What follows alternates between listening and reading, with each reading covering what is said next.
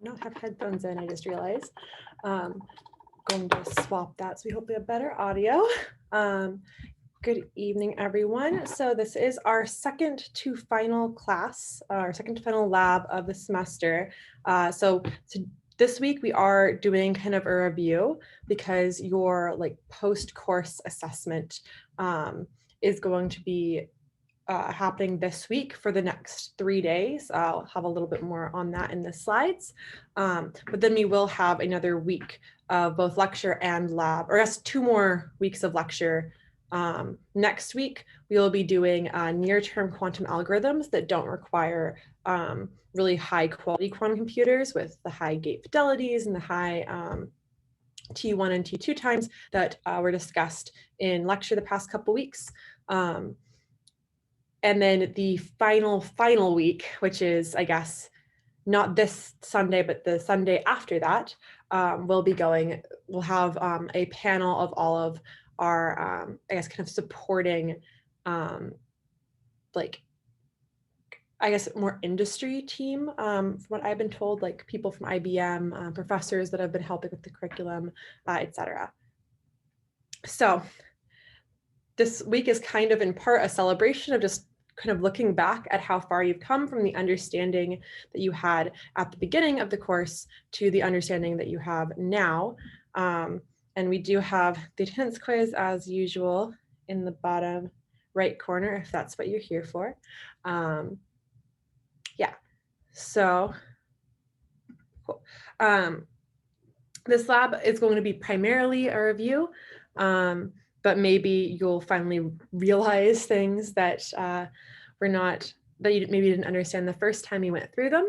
And it is very sad that we're nearly at the end of the course. I'm going to miss having lab every week with you guys. It's always fun, but we do have our program for today. As usual, we have more announcements because of how our final course assessment is going. We have our attendance quiz on Canvas and then the Zoom feedback as usual. The technical assessment that I mentioned will be available for 3 days following your lab section. So as soon as the lab section ends, you will have access to your technical assessment, and you'll have 50 minutes to complete this assessment within that 3-day window. We just request that you guys complete the assessment to the best of your ability. You are not expected to get everything right, and you are not graded on getting everything right. You will be graded based on completion only, so please answer it as you understand the material. It is closed book. There's no reason to, like, I guess, cheat on your score because you're not graded on how well you actually do. Elon asks if we'll know what we got right and wrong. We will, I believe we're going to release the answers at the end, but I'm actually not 100% because we are using this as an evaluation of the course and how well we did at putting it together. So that's part of why, like, it's partially for your grade and partially for our grade. Your grade is if you do it. Our grade is if you do poorly on it, then we did not succeed at our jobs. But we want to know that because we want to improve in future iterations of the course. So please complete it to the best of your ability. I can double check if you'll get the actual answers afterwards. I believe you will get how many you got right, I think, but I can double check when that will be released, if that will be released. I guess, I don't know what this, we'll be posting them on Canvas. This was not a me writing.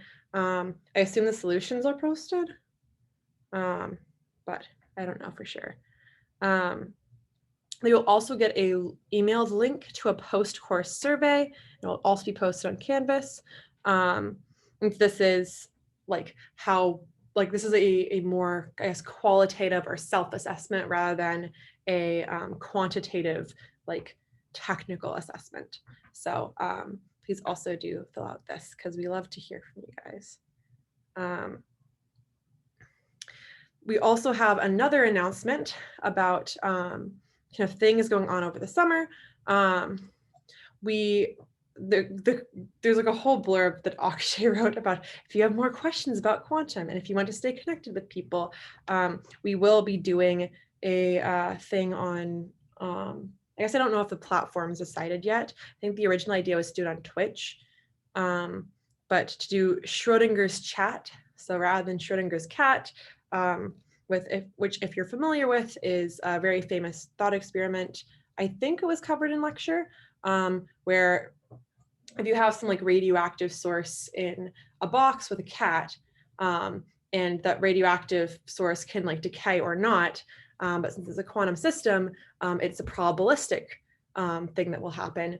So if you open the box, the cat will either be like alive and the radioactive source did not decay and did not like cause like radiation to get on the cat, or it will, and the poor cat is exposed to radiation and it dies. So that was an original, that was a thought experiment by Schrodinger. It's a little bit morbid thinking about it, but it's going to be a fun chat, hopefully. And if it goes well, we'll probably do multiple of them over the summer. Oh yeah, it will be on Twitch officially. I know that was our original plan, but I know Twitch has been a bit weird, but this is the link to follow. And the schedule for that will be coming soon. It'll be a lot of our TAs from the semester, and then also some professors in the field, industry people, potentially depending on who's interested in just having chat about quantum. Surya's asking me a Twitch subscription to join. I actually don't know anything about Twitch. I don't think so. It's not a paid stream or anything. I guess you shouldn't need one, but I can also double check that if I'm like wrong. That's what I thought. I thought it counts for free. But I know, like, I remember like one of my friends was like, Twitch has been doing weird things with their policy lately. And I'm like, oh, don't know much about that. Cool. So if there aren't any other questions on that, we have our attendance quiz as per usual with the passcode here and here on every slide. And this week's question is, which potential applications of quantum computing are you most excited about? And we have like a bunch of them listed, so you don't have to come up with one from your brain if you don't want to. Or I guess you don't even have the option. I don't think we left a box open for it. Yeah. I'll also start the pre-lab Zoom feedback.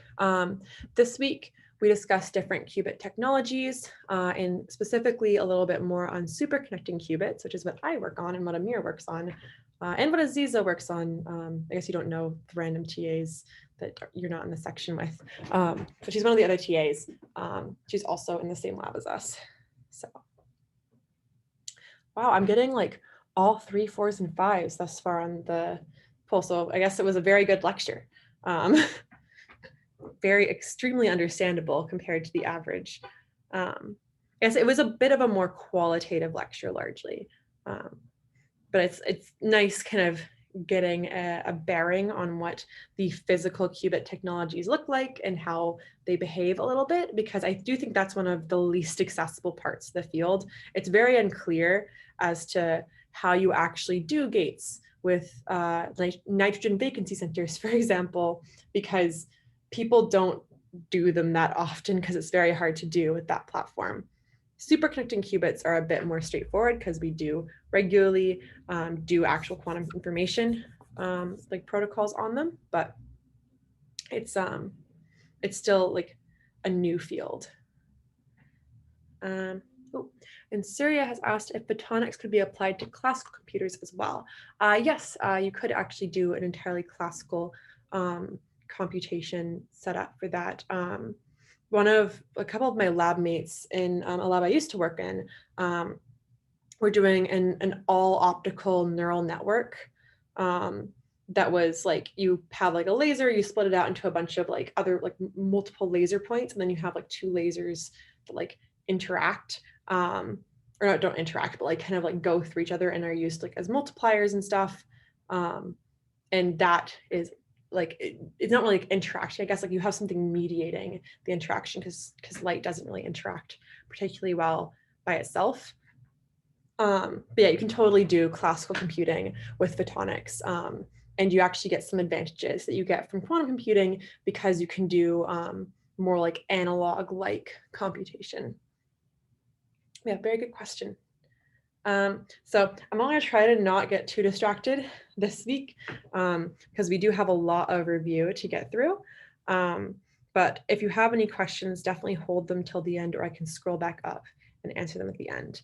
But we're going to be going through all the core concepts we covered this entire year, or mostly this semester, where we're going to go through qubits, gates, like putting your gates together into circuits, putting your circuits together into algorithms or protocols, and then also applications of these algorithms and protocols, and a bit of a kind of forward for the field at the end for what areas are currently being worked on, if you're interested in getting more involved with kind of the more research side of it.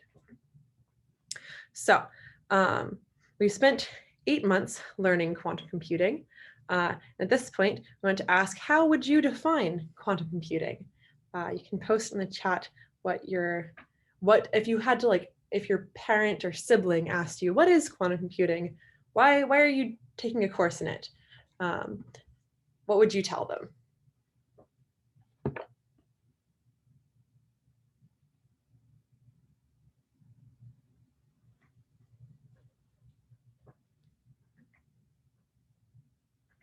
Ooh, thank you to Fadi, using quantum physics to do computations better than normal computers.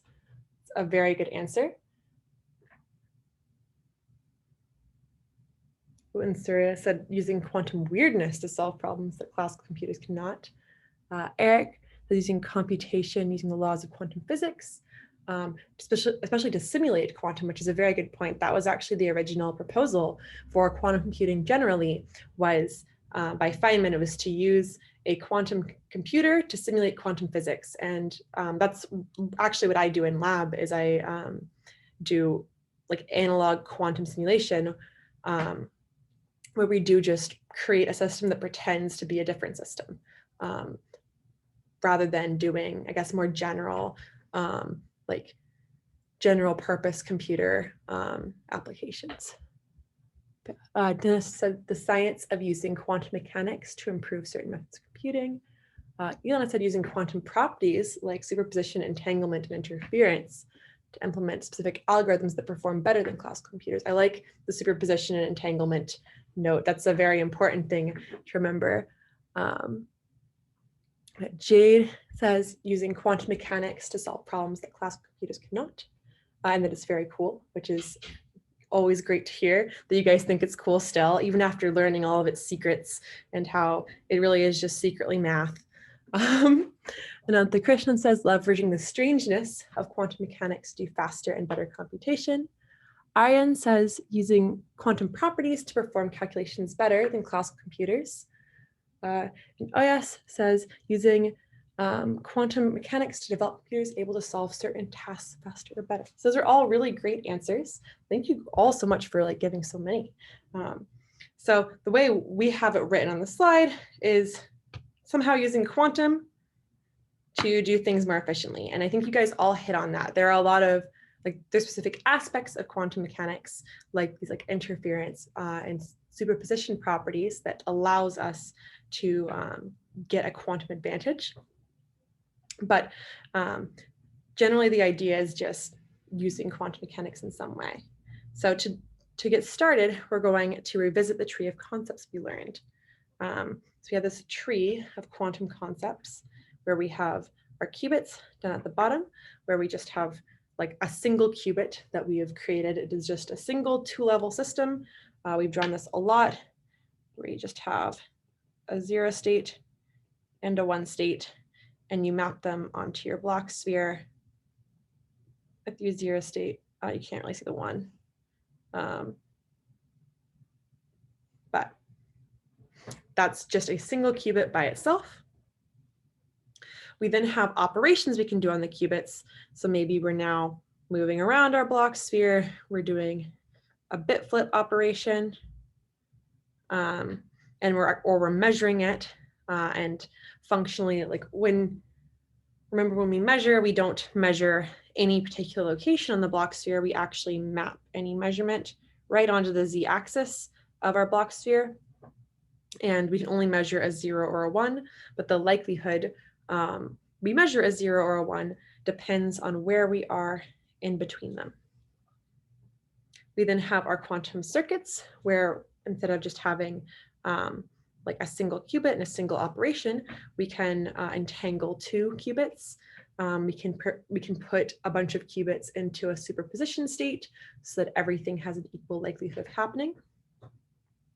We can then use these superposition states and these entangled states. Well, superposition you would use to start out your Grover's algorithm.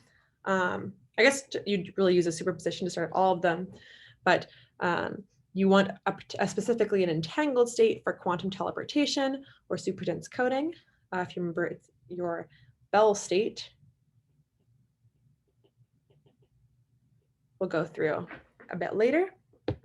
And then finally, we have the applications, which we didn't cover super in depth. We covered all of the, I guess, general things that can be used, that can apply to these things. So Grover's is very efficient for search. Shor's algorithm will ruin cybersecurity. I guess both Grover's and Shor's, like Grover's is more specifically applicable to optimization. But teleportation, superdense coding, I guess, is a very interesting physics thing to show. But simulating physics kind of largely goes back to the circuit level, and you're more interested in what circuit you're doing than a particular algorithm, because physics behaves in a not necessarily in an algorithmic fashion. Cool. So to go to the first step, we have our qubits, which our definition is that a qubit is the fundamental unit of quantum information, and that it can represent a superposition of the states 0 and 1 on our block sphere, like we always show, where we have our 0 up here, or 1 down here, while a classical bit could only be exactly here or exactly here. So it's actually just 2 points rather than an entire sphere of options. The physical implementation of qubits, which we covered, could be in a superconducting quantum circuit. So this is cooled down in a dilution refrigerator, like we covered, I guess, in lecture a bit this week, in lab last week. And it's controlled via microwave pulses. We can also have it encoded in a defect center in diamond, these NV centers, where we address them, I guess, both with a microwave transition and an optical transition. So I guess common ranges for this is like a 3 gigahertz microwave, and then a 680 nanometer, maybe? I always forget. 680 nanometer optical transition. We have a 5 gigahertz regularly or around there. It's really hard to see.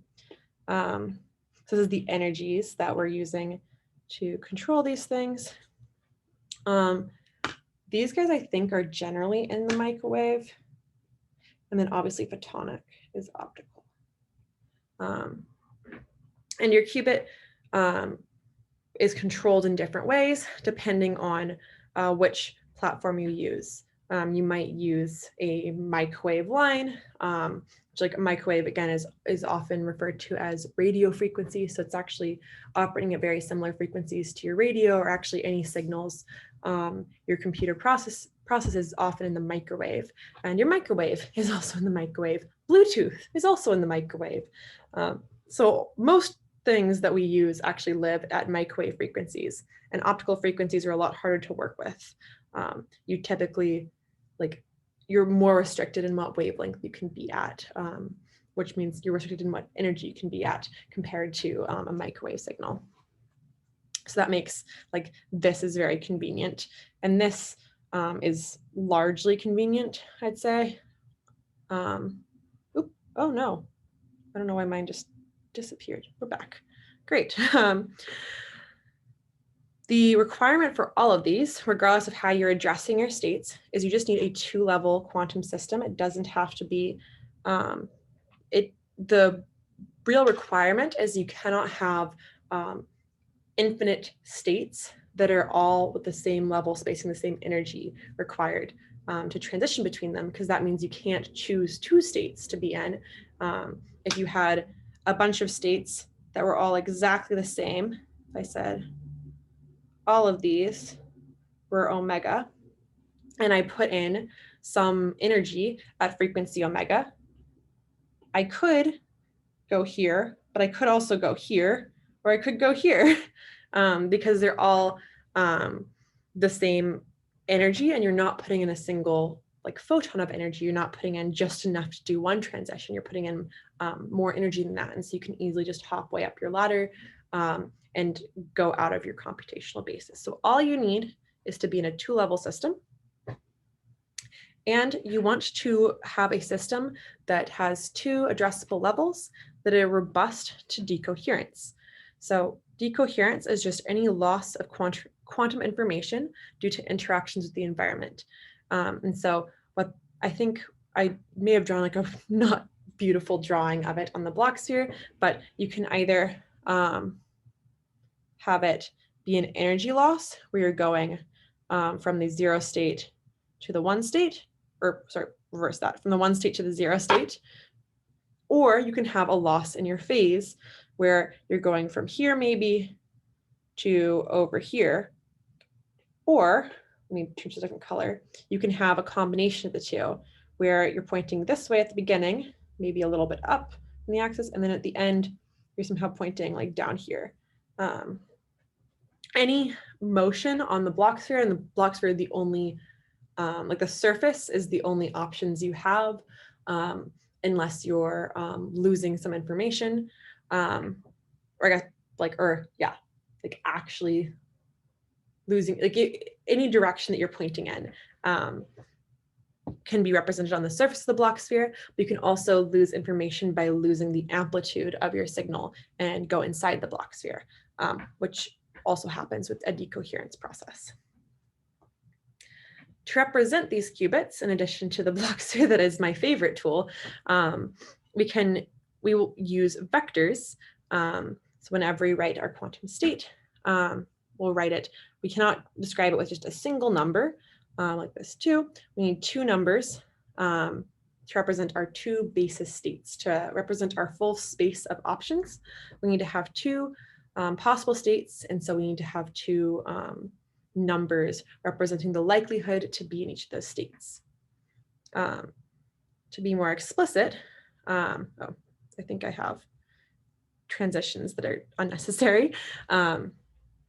We would represent our qubit states as this psi, which has some amplitude alpha in being which is its, I guess, the square root of its probability of being in state 0, and another coefficient beta, which is the square root of its probability of being in state 1. In all of these cases, your psi has to be normalized. So when you take the inner product of your bra and your ket, it has to be equal to 1. And that means that you're normalized. And specifically, we often say we need to be orthonormal. So if we have psi 1 and psi 2, and psi 1 does not equal psi 2, then psi 1, psi 2 is equal to 0. So that means you're orthogonal. And then with this normalization condition, the way you would calculate this, or the way you can calculate this, is with the absolute value of alpha squared plus the absolute value of beta squared is equal to 1. And you can see this with your probabilities. This is the probability of alpha. This is the probability of beta.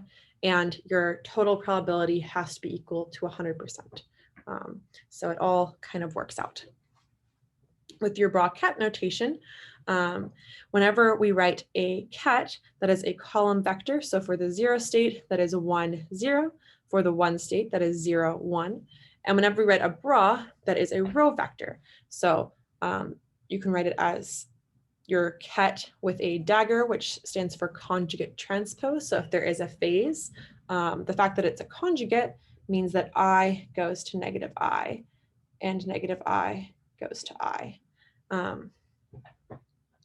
So this also just transposes your matrix. So if it's here, it goes to here. If it's here, it goes to here. And so that's all we're doing. You can see that our first row became our first column, and our our second row becomes our second column in both of these cases. And you can also work through the normalization condition for all these bras and kets and see that they all work out to 1. Finally, our measurement probability, again, is equal to the absolute value of your coefficient squared. You can also take this as taking your state that you want to know the probability of being in as your bra, and your total quantum state as your ket, and taking the absolute value of that and squaring it. And that will, I guess, preserve only the value of alpha. So if you multiply like 1, 0 times alpha beta, that actually just gives you alpha, because alpha is multiplied by 1 and beta is multiplied by 0. So this is just a different representation of the same thing. We can then do another representation, which is my favorite one, which is the block sphere representation, where all of our qubit states, if it's a pure state, which is all we've really dealt with, if we have a decoherence process, we can end up in a mixed state, which is inside of our block sphere. But for the purposes of any calculations you're doing, we will just be on the surface of our block sphere. And because you do have to do a more complicated formalism to represent states inside your block sphere. It's called a density matrix that you use. That wasn't covered in this course, but it's something you should definitely look into if you're interested in getting more involved with the field.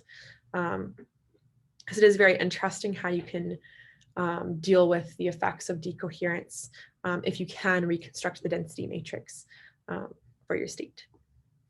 The representation for psi on the block sphere can take just 2 numbers, your theta and your phi value, where your theta is the angle going from pointing upwards on the z-axis to going downwards on the z-axis. And then your phi is where you are at around the, or along the equator of your block sphere. So all of your phase, you can see, is always on your 1 state. You always just you take out any global phase to avoid having phase on your 0 state. It's just a choice for the basis that you're in. It makes computation quite a bit easier.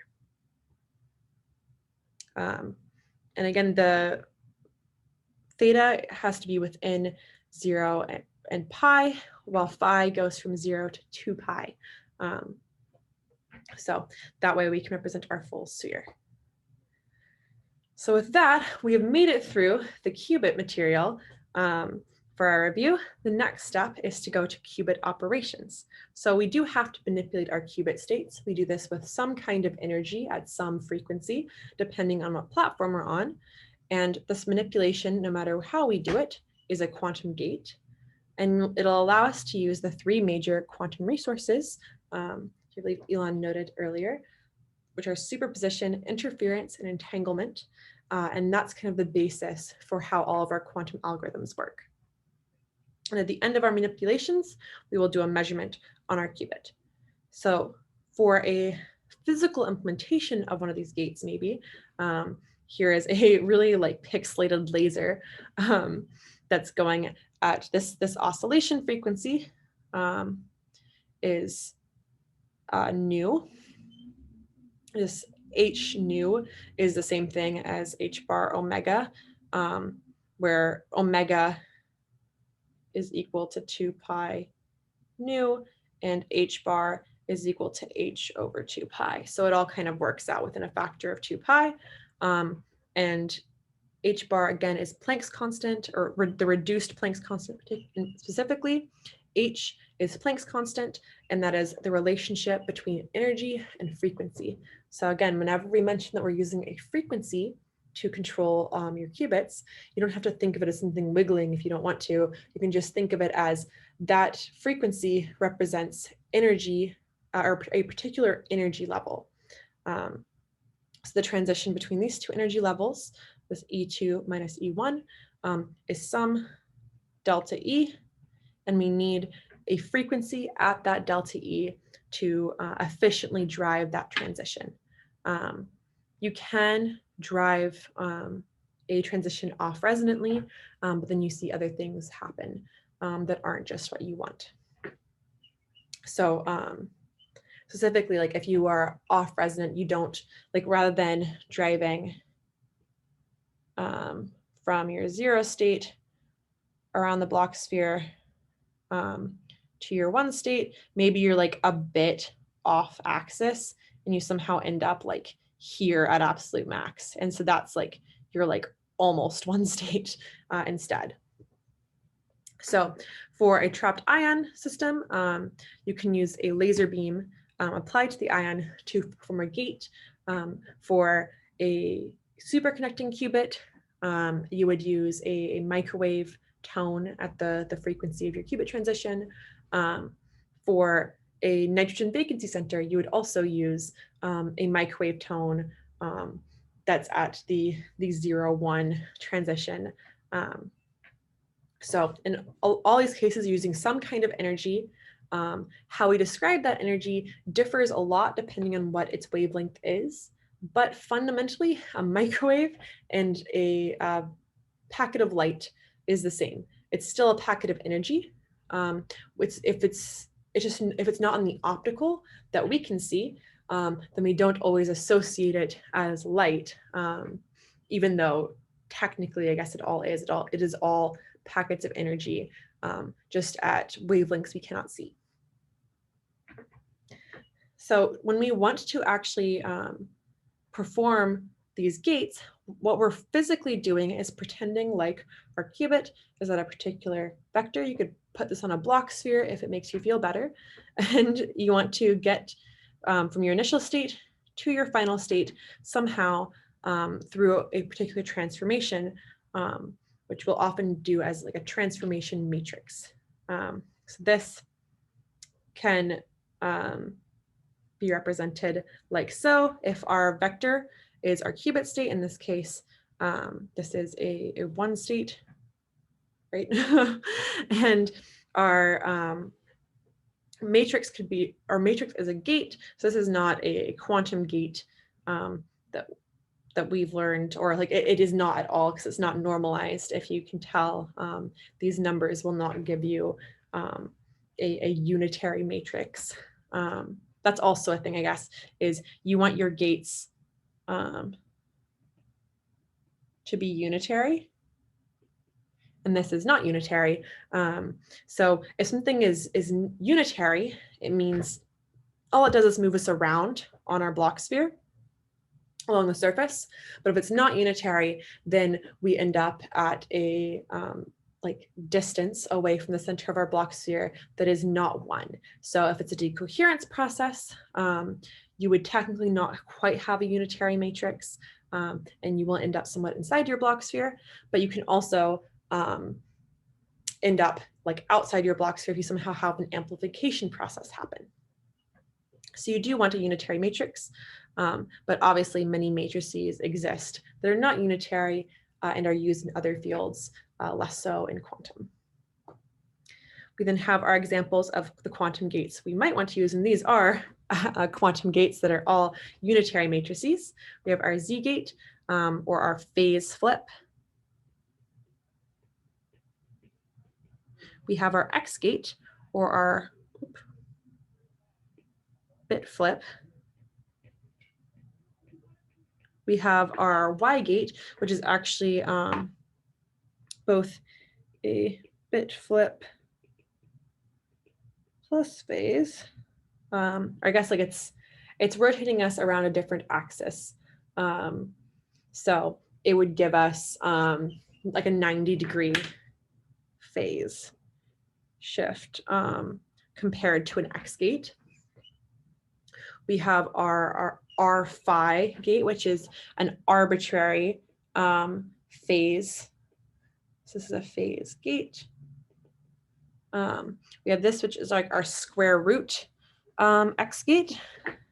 And then we have our Hadamard gate, which is our superposition gate.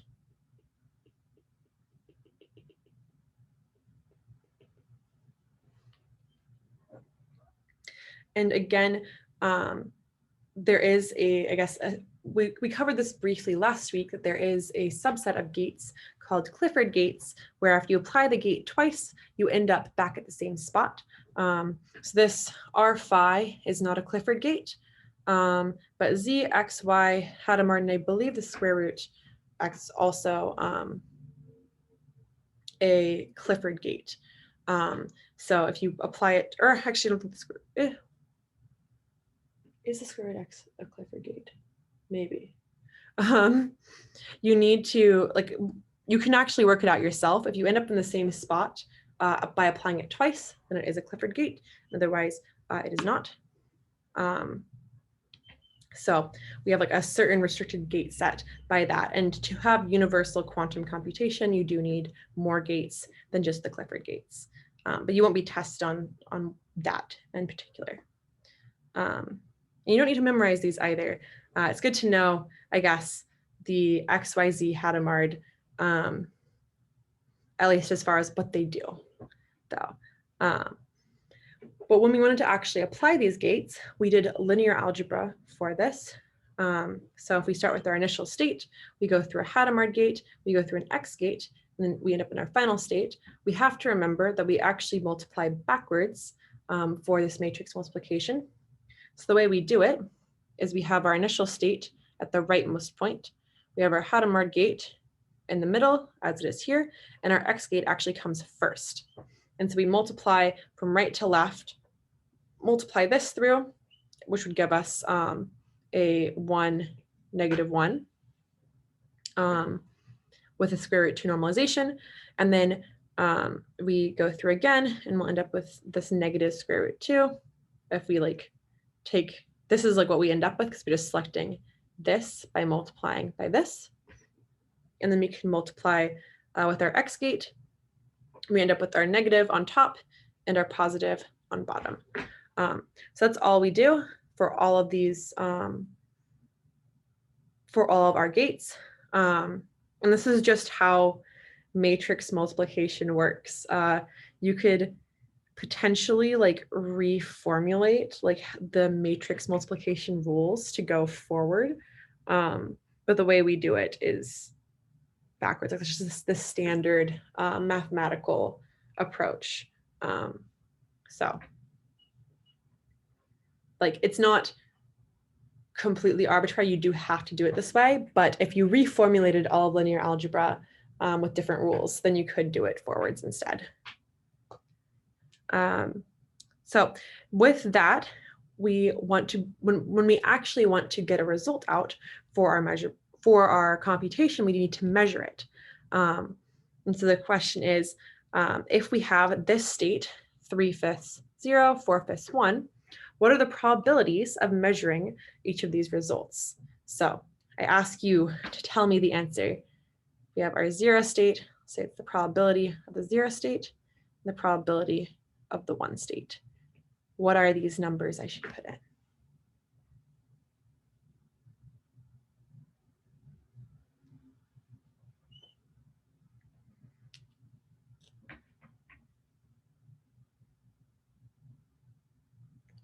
Thank you to Yash and Xavier and Elon. I think you guys are all right on. Give you guys another second to think if you want more questions. Oh, and thank you, Surya, too. So that's actually how I would normally do it, because I can't do math in my head. I always, this is going to be equal to the absolute value of alpha squared, which is the absolute value of 3/5 squared, or 9/25, which I guess corresponds to 36%. Similarly, for the second one, beta squared, which is equal to 4/5 squared, or 16/25, or 64%. And thank you, Tomas, as well, for your calculation. Yeah, so this is very, very standard, very, very important to have internalized, that you always want to remember to take the squares for your probabilities. I still, like, I guess I haven't made the mistake in a while, but especially in undergrad, sometimes I'd be working through a problem and I'd just be like, why is this not the right answer? And it's because I forgot to square my measurement at the end. So very important, and a very useful thing to know in general. Secondary question: if you measure once and get 0, in this case, so it's the less likely option, but we measure to 0, what's the probability of measuring 0 if we tried to measure the same system again?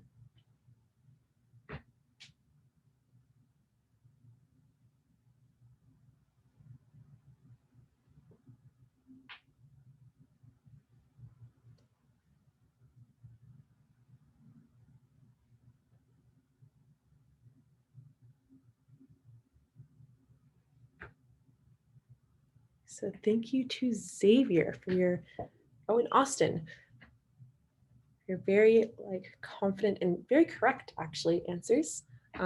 So because if we assume we're doing a strong measurement, then we're going to collapse our state into, or project our state is how we often call it, into that, to be that state. So would become 100% for measuring the 0 state again.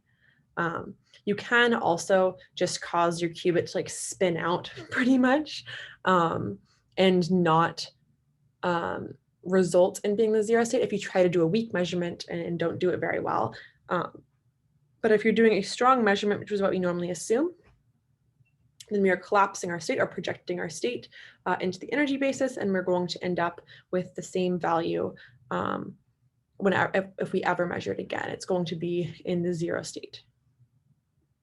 So next, this is all kind of a review of quantum mechanics. We went through, and all this covers the postulates of quantum mechanics, which I don't think I've written out, but the fact that everything needs to be normalized, the fact that if you measure a state, it collapses, or if you measure a state, it collapses, etc. That's all important to, I guess, have internalized.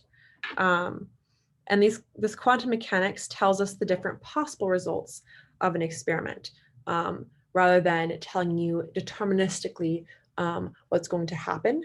It tells you what the probability of 2 different things happening is.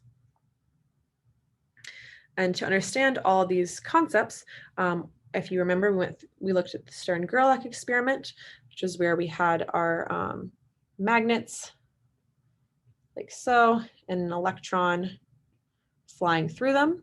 And the electron spin would align to the magnetic field we had. It would be a measurement action. We also looked at our double slit experiment, where we had 2 slits in a sheet, like an opaque sheet, and we shone light at it. And then we saw an interference pattern form on the other side, rather than getting a even wash or just the 2 slits. So what happened is the 2 slits became a new kind of point source for the waves of light to go through. And you can but we also noted that you can not only do this with light, you can also do this with electrons and watch a single particle, a single electron go through at a time and see how the probability of where that electron ends up reconstructs this interference pattern rather than just the shadow of your two slits. So that's the exciting quantum weirdness, which is really just interference. And all of this is just interference effects that we don't see in most things because there is no coherence in our world. Like there is, but it's if everything is entangled with everything else, then it might be coherent if you included the entire Earth in your system, but you can't calculate all of that. So you can't actually see how those interference effects are happening. So that's really like, this does happen everywhere, but it takes a lot of control to actually see it happen in front of you. And this gets us to our explanation of why we've gone through all of this math. So all of these effects that we covered require mathematics to describe them.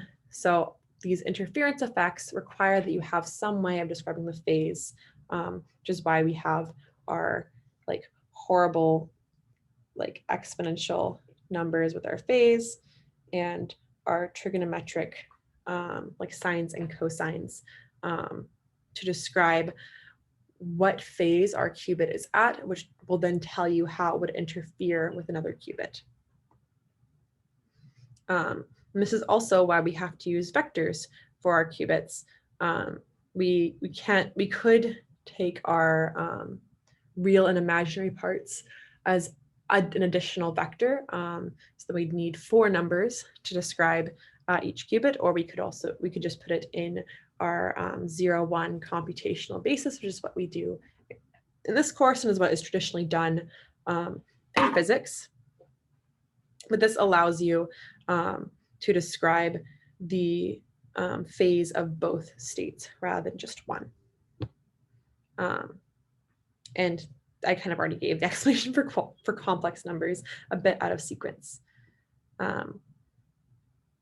Cool.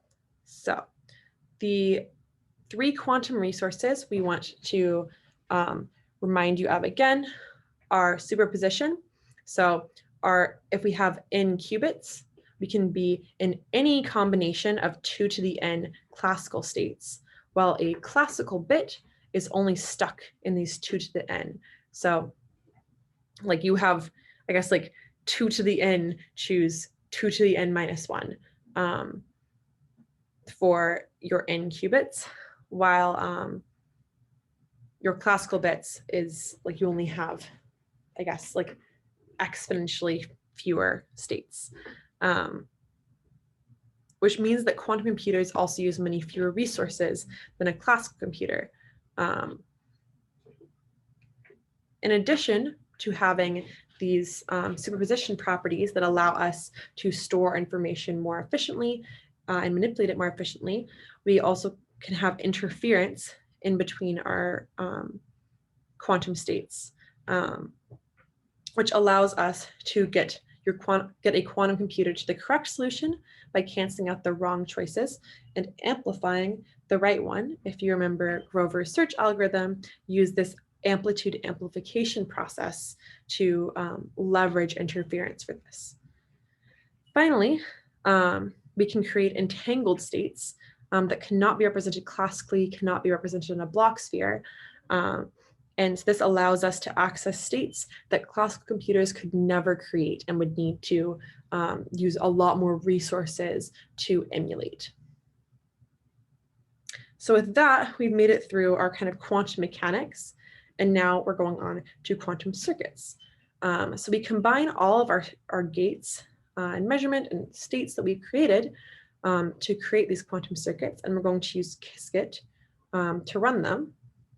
An example of quantum circuits that we've used a lot are these superposition circuits where we put all of our qubits into an equal superposition. So you could have many, many more qubits. Q2 could also have a Hadamard on it, etc. And so you can make very large equal superposition states. We can then create Bell states. So this is an entangled state.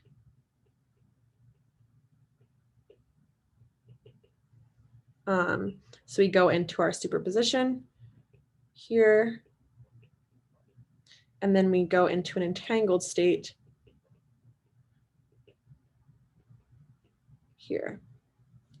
And then we have more complex circuits, like this Grover diffusion circuit, where we have our Hadamard's, then a phase flip, then a controlled X, and then more Hadamard's.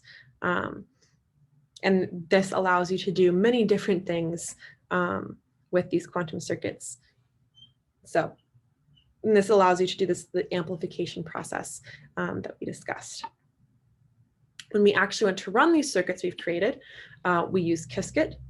We first create the circuit, add the gates in the right order, and create and initialize our qubit states to what we want them to be at the beginning.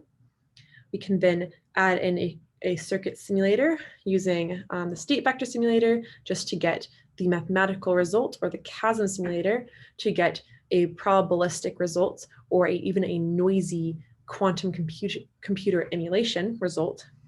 And we can simulate that. And then we can run it on hardware once we know it works as we expect. Like we tried on the Bellum and the Yorktown. And that allows us to actually see how this plays out in a real quantum system. And then we can evaluate the outcome, quantify our errors, analyze our data, and fit it to different things, which we did for our gate fidelity last week. The second to last step on our stack are our algorithms and protocols. So a quantum algorithm is just a recipe or a sequence of steps that allows you to solve a particular problem, while a protocol is something that allows you to communicate information in some way and requires some kind of feedback, but is still just a sequence of steps to allow you to perform a task. To carry out the algorithm, we translated it into a circuit and coded it using QxQ. So if you remember, even though it kind of just snuck up, you guys did actually run like a dozen different quantum circuits, more if you count like every single iteration that was run, but you coded up many different quantum circuits over the course of the semester. So you are now quantum programmers, even if you didn't realize it. The first protocol we covered was superdense coding. So it's a quantum communication protocol where we transmit 2 classical bits, only 1 qubit. This is our entangled Bell state preparation. We then encode with some chance of applying an X gate, some chance of applying a Z gate, depending on what state we're trying to encode. So we feed in our classical bits, and then we decode our Bell state with the reverse of the entangling operation. And I guess I'll call this like disentangling, and then measurement. And this is assuming that we already, that we can somehow distribute this entangled Bell pair at this point, once you've created it. The reverse of superdense coding is quantum teleportation, where we can transmit a quantum state using only classical communication channels. So we have our entangled Bell pair that I guess Bob has one, Alice has another, and we perform an entanglement operation or a disentanglement operation between them, depending on what we're trying to do. And this allows us to reconstruct the Bell or the quantum state at the end of our experiment by destroying the one we had at the beginning. So we aren't cloning our quantum state, we are teleporting it. So we destroy it in one place and it reappears in another place. So I'd like to note, not cloning. There is no cloning allowed in quantum mechanics. Quantum mechanics bans cloning of any kind, sheep or otherwise. The final protocol we covered was quantum key distribution, where Alice and Bob want to create a secret key so they can share messages with each other. And they want to send this key using both their secure quantum channel and their unsecure classical channel. And this allows the BB84 protocol allows them to do this in a way that if Eve tries to measure their quantum state, there is enough likelihood that she'll measure it in the wrong basis that they'll be able to tell that she has probed their channel. And that allows them to know 100% no one else in the entire world has their secret key. And we use many, many bits for the secret key to make sure this probability works out well. In addition to these protocols, we have a bunch of quantum algorithms. This slide may look familiar from the quantum algorithms section. We have the Deutsch-Jozsa, which is the first theoretical demonstration of a quantum advantage, specifically an exponential quantum advantage. So if you are curious, like what a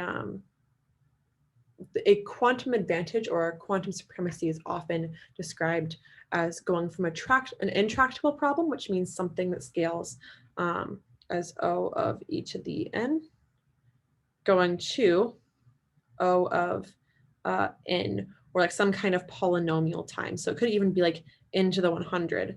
That's still considered going from intractable to tractable. And that is the requirement for showing something is truly like more advantageous than a classical option.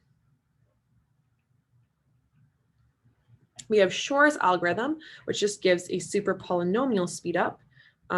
So it's not like as good as an exponential speed up, but it's still enough that it can destroy the ability to use RSA, which just uses factoring of like quantum factoring is an active area of research that allows you to factor numbers much more efficiently than the classical algorithms allow you to do so. And so this can allow you to crack RSA without just brute forcing it, which would take forever, like literally forever, the age of our universe or more. We also have Grover search. So if you can't efficiently solve the problem, you can just try it forever until it works. And so you can go from an O of n, so linear time, to quadratic times you save like an exponential factor of 2, which if you're going from 2 to the 200 to 2 to the 100, you've saved a lot of time on that. And then finally, we have our near-term algorithms, which all the common ones that we're going to be covering next week are QAOA and VQE, where I guess QAOA is like quantum approximate optimization, and the last A stands for like 5 different things depending on who's saying it.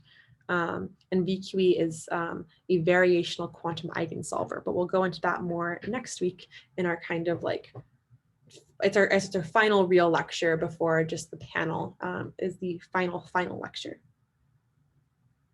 To go through Grover's algorithm specifically, just as a bit overview, we are going to use our Hadamard gate to put all of our qubits into a superposition. We apply our oracle, which we don't have to know, but we just have to know that an oracle would make this solvable. And then we apply Grover's diffusion operator, which allows us to do amplitude amplification and interference to solve our problem. And we measure all of our qubits. So this looks like our superposition, our oracle, our diffusion or amplitude amplification, and then our measurement at the very end. Oh, and I forgot to note, we do have the relevant course weeks in the corner of every slide if you would like to review it on your own time. Finally, we have our applications. So there are, all these quantum algorithms are aimed at solving real world problems. Grover's algorithm is good for any kind of search or optimization where you're doing something that is unstructured. There's no algorithmic speed up. These have applications widely in finance, cryptography,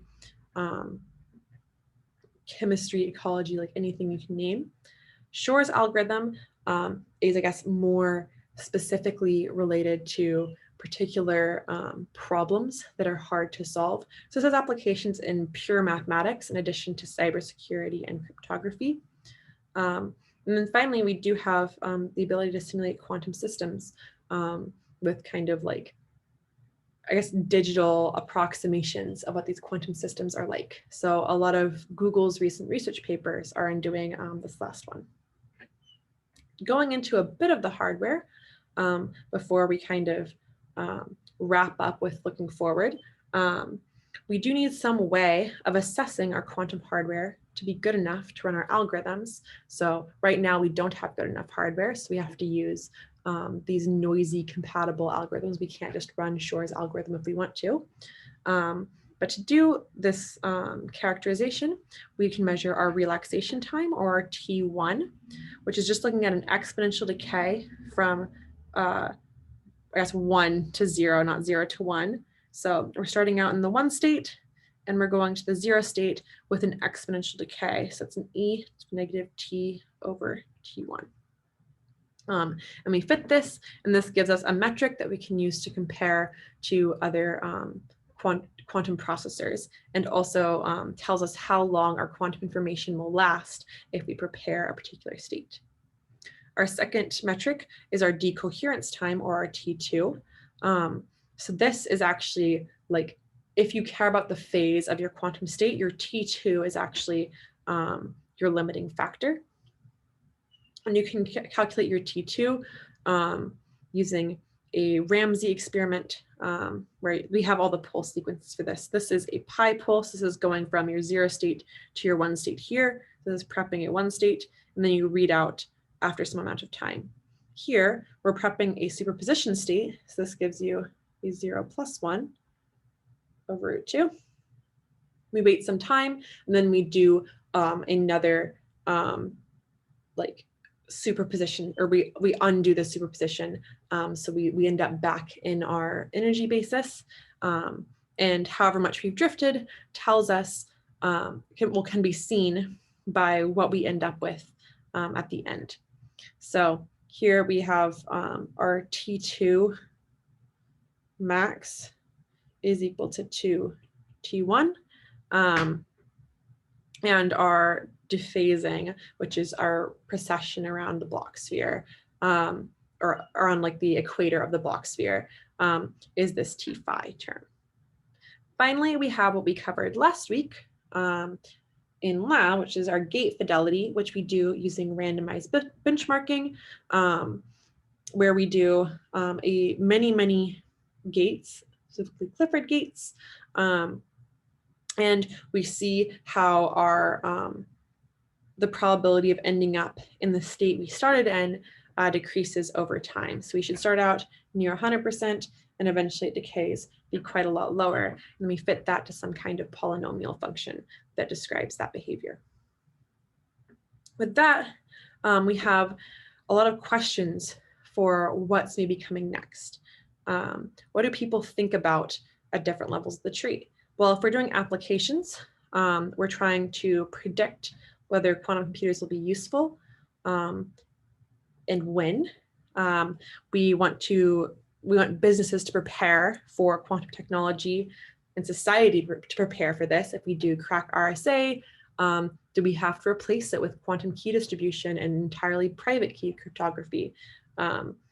Or can we go to a new algorithm that is quantum secure? There are like, I guess, I forget what it's called. It's like a surface, like it's not quite a surface code, but it is like a surface algorithm that is thought to be quantum secure. And we also want to make sure that everyone has equal access or equitable access to these technologies when they do come about. When we go down to the algorithms level, we want to figure out how many qubits, how they have to be connected, and what control we need to implement different algorithms. We want to create fault-tolerant algorithms and create some way of doing quantum error correction. We want to find new algorithms that show a quantum advantage. And we want to create metrics for these quantum algorithms, but to know what the complexity of them is. We had to, like, or not we, but like people created a whole new categorization in complexity theory, accounting for quantum complexity and how that is different than our classical complexity. So that's actually kind of started a whole new field of research. If you've heard of Scott Aronson, that's largely what he works on. And Umesh Vaizurani at Berkeley. I was going to say Stanford, but no, he's at Berkeley. The next step down is our quantum circuits. We need to characterize a circuit, not a full algorithm, just maybe a component of it or a particular gate. So we want to calculate our gate fidelity for our processor for all of our different gates. We want to do quantum compilation and convert our quantum circuit to something that can be efficiently implemented. We want to make our circuits fault tolerant. If we want to correct for these errors that can arise at the circuit level rather than the algorithmic level, then we can do, like I said earlier, a surface code that allows you to correct for a lot of these errors. We didn't really cover quantum error correction. That's something that we're interested in maybe trying to cover as a special topic in the future. Finally, on our second to last step in the stack, we're looking at operations. How can we engineer pulses, so the actual energy that goes into our qubits to perform these gates? What types of gates are possible with different qubit types? How do we do a 2-qubit gate when we have 2 defects that are really far apart? How can we measure the qubit states in a way that doesn't destroy their coherence? And then how can we mathematically model the interactions between qubits? We want to know how these qubits will behave when they are exposed to each other rather than just by themselves in an empty dilution refrigerator. Then finally, for the qubits themselves, we want to figure out new types of qubits that might have lower errors or higher coherence times. We want to improve fabrication for diamonds. We want to make better, more controlled defect centers. We want to be able to choose how they're placed, choose how they interact, to tune what frequency these defects are at. For superconducting qubits, we have a lot of these things already kind of solved, but we can still improve the fabrication process for our Josephson junctions. An active area of research is trying to use 2D materials that don't have dangling bonds.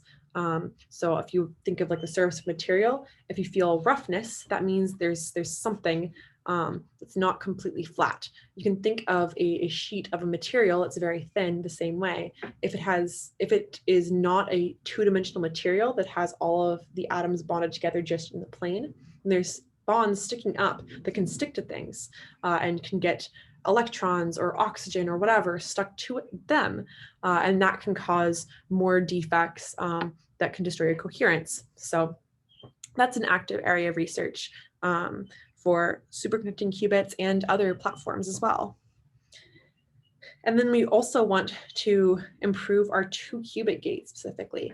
Our single qubit gates, like these pulses, are largely very efficient as they are, but 2-qubit gates can still be limiting how long your circuit can run, like what your coherence is, how much you're destroying your state whenever you apply a gate.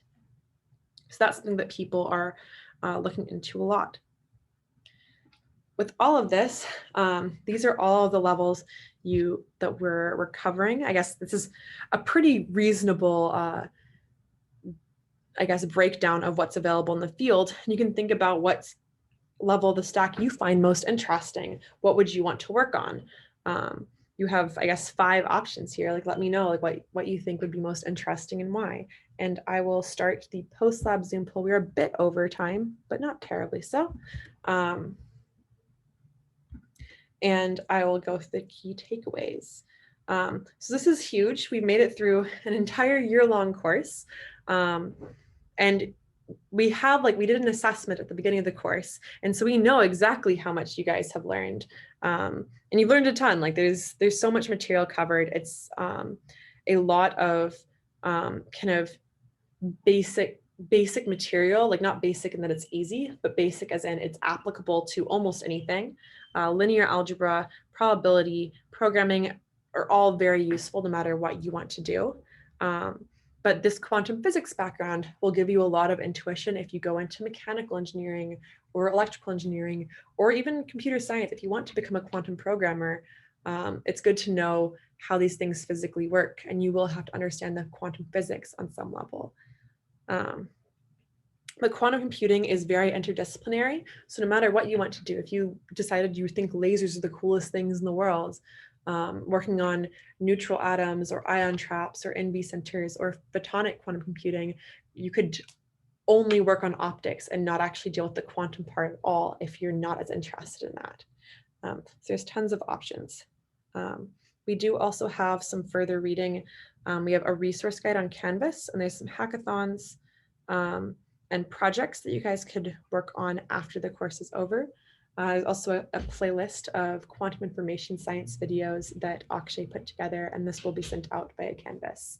But thank you to Dennis and Clark and Tomas, because you guys are definitely like higher up on the quantum stack. Clark is interested in doing like I guess cryptography generally. Tomas wants algorithms, or I guess more mathy algorithms, for interested in doing oracles. Like that's very much like a theoretical computer science mathematics topic, but it's definitely super, super cool. I am not an expert in the area, but it's definitely like super interesting. And then just interested in doing applications. So anything that's, I guess, leveraging the quantum advantage, but maybe not dealing with the nitty gritty of the physics or the math, which is also super, super cool. That's how it's going to affect most people's lives, is through applications, not through the technology itself. So with that is all of the review material. Hopefully this was a useful retrospective. If you guys have any questions, I can take a couple. And if you do have to go, this will be recorded and put on YouTube. So you don't have to like wait around if you have things to be doing. When I see Angela wants to do quantum compilation, super cool. Actually, one of the TAs, Amin, does like stuff more similar to that. I think Corbin also does stuff much more similar to like quantum compilation.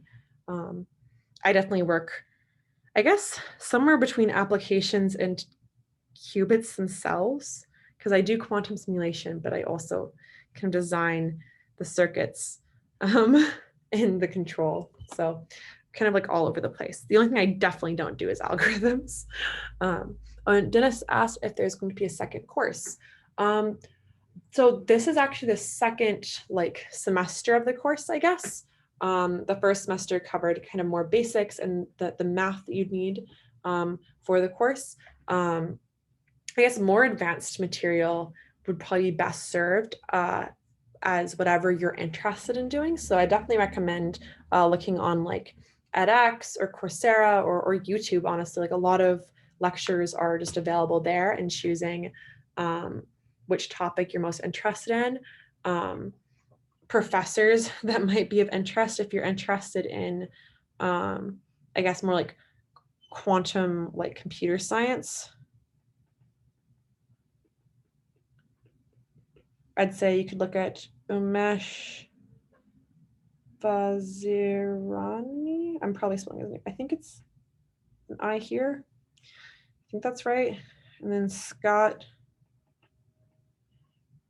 Oh, I also, it's 2 A's. I never remember. I think there's 2 A's. And Aronson. I'm so bad at spelling names. It's like honestly really sad. we could look at those. If you're interested in more like the physics side, I'd recommend Mikhail Lukin. Oh, I don't know why I put it, there's no umlaut, I swear. Which is more like atomic physics. You could do Mikhail Lukin or Wolfgang Ketterle. I'm definitely like really biased towards people I know or like I've taken a course from, but I do know they all have online recordings of some of their lectures. I guess there are also like a lot of just seminar series, like IBM has a seminar series, which is kind of, it's probably a little bit more inaccessible because it's more research focused than like conceptual focused. But there's tons of resources available online, and Akshay's playlist of quantum information science videos is a good place to start.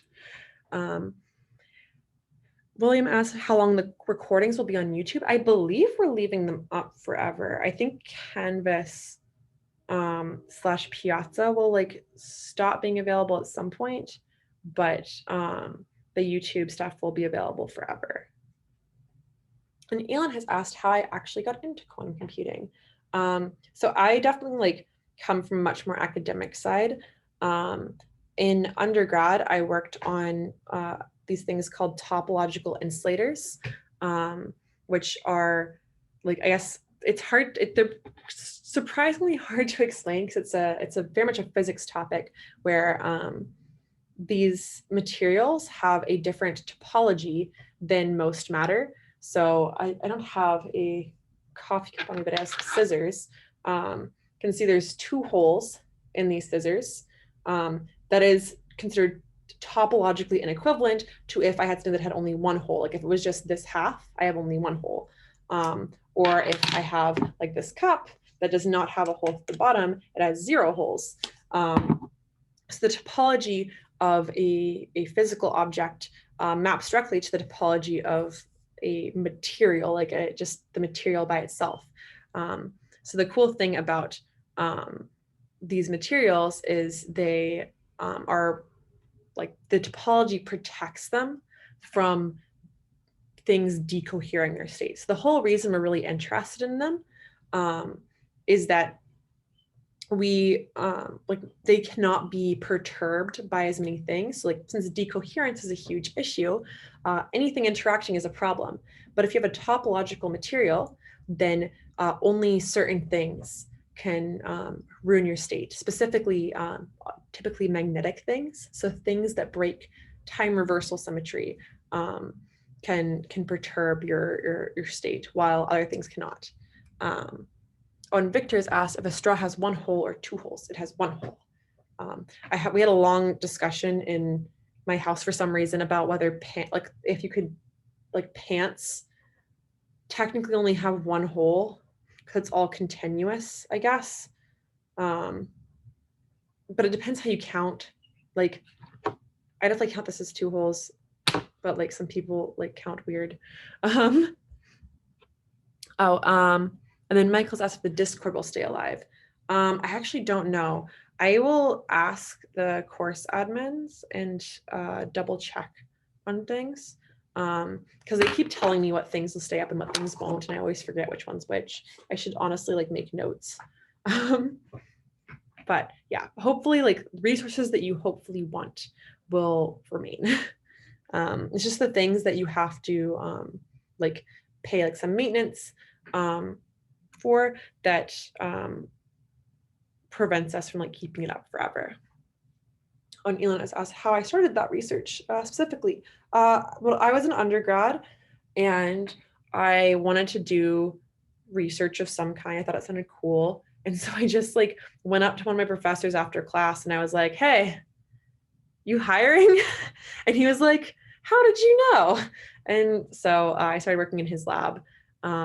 And I actually like switched through labs a couple times. At first I was doing optoelectronics research with him, which is optoelectronics is like a combination of optics and electronics. So a laser is an optoelectronic device, depending on the type of laser, I guess. And like any kind of like LED is a optoelectronic device because it's a light emitting diode, where you do have like electrons in the diode and then you convert it to light. So there's like a lot of optoelectronics. Like it's kind of like the opposite of controlling a qubit. If you think of your qubit as an electron, you're actually using your electron to control light. So you do it the other way around. Then I had like a weird like 9 months where I worked on 2D materials. So like materials are literally like graphene is a 2D material. You've heard of it. I worked on black phosphorus specifically, which like is interesting because like you always want to have like 2D materials are again nice because you don't have these dangling bonds. And so that means you can kind of put them anywhere and they won't like interact so strongly with the thing you put them on. And then I finally ended up switching back to the original lab and working on topological insulator research. And then I decided I wanted to go to grad school at the last minute.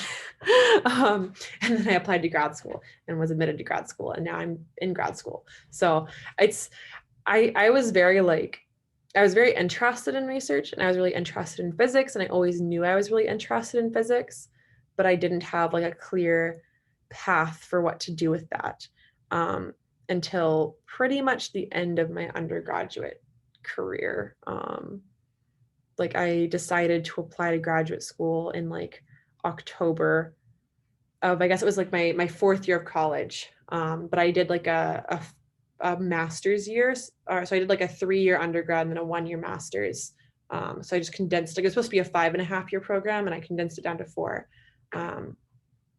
And that like, it was like, I had like 2 months to like kind of get it together. But it worked out very well. So don't ever feel like you're too late for things because you can just kind of like roll up. And if you seem like you're like if you're genuinely interested in doing something, people will probably want to support that if they think you'll do cool work. So definitely like don't ever second guess yourself. But yeah, okay. So with that is, it does feel very final, but we do have 1 more week of lab. So I hope you all do very well on your, I guess, post-course assessment for technical assessment. And I hope you have a wonderful week. Definitely still attend the QAOA and BQE lecture if you're interested in learning more about those topics, or if you want to hear from the panel of like kind of like companies and professors that have been involved with this course, definitely attend the lecture on May 9th. But with that is all the material for today. Yeah, again, best of luck on your course assessment, and I will see you all next week. Okay, bye.